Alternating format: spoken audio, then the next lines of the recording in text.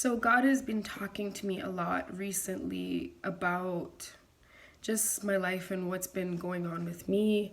I actually just came out of a really rough season of dealing with some really deep hurts in my life. I've been digging through the depths of like the most difficult things from my past, my biggest wounds, and that's kind of why I've been on a hiatus recently. But God has been doing such a great thing in my life, and it's been incredible. Um, but something that God has been talking to me about, because I actually just moved to California for ministry school at Bethel Church, and something that was kind of a transition for me, or kind not a transition, but kind of difficult for me, was when I was telling people that I feel like God has called me to do ministry school. It was kind of like, well, what are you gonna do with your life? Well, what are you gonna do with your life when you come back? Are you gonna be a pastor? Are you gonna be, or whatever, And it was kind of hard for me for a while, because I felt like, because I don't have a degree, because I don't have all of these things that society bases success on, I felt really overwhelmed. I'm 26. I'm not married. I always wanted to be married and have a family and have a house and have everything before I was 30. And around this age is when I definitely wanted that. And it was just, I felt really confused, and I was like, God, I don't really understand. Like, it in myself, I would be more than happy to have a master's degree, or to have all these great things, and be successful in that way. But God really spoke to me, and he said to me, stop basing success upon what society believes success is. And it kind of took me aback, because I was like, okay, what do you mean, Lord? And he started to show me, because I have friends who are pushing to get their doctorate. I have friends, several friends who have their master's degree, who are accountants, and they're doing these great, incredible things, and that's wonderful, and that's beautiful, and that's what God called them to do. And I remember just like sitting before God, like, God, I don't understand. What about me? Every time I pursue school, you close the door. I don't understand. And God spoke to me, and he said, you are successful, not because you have a degree, not because you have all of these great things. You're successful because you chose to give up your entire life to serve me. And it just took me back, because I never really thought about it like that. When I sat in a room with my friends who are far more successful than I in the physical, I would feel just like invisible. I would feel like I wasn't good enough. I would feel like I need to do better, and I need to get all of these things in order to attain some level of success, I guess you could say. Um, but God has something so different planned for my life.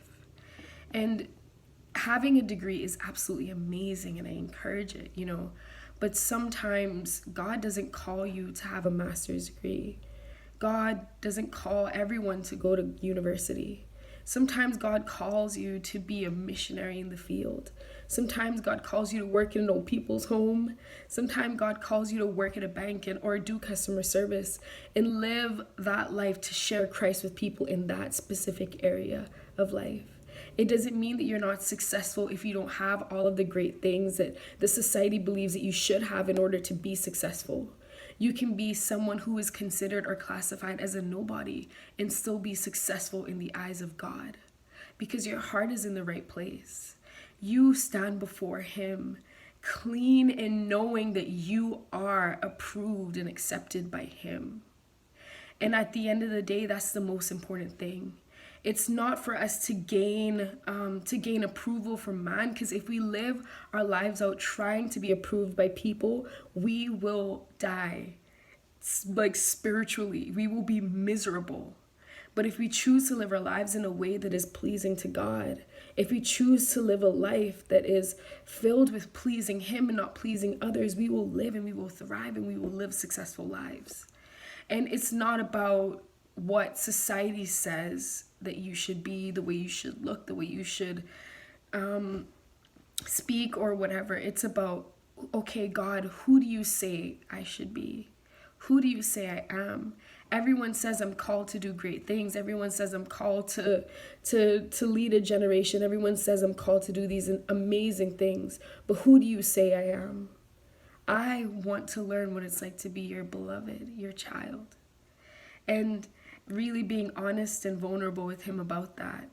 It's in those moments where his love and his father nature is revealed in such a powerful way.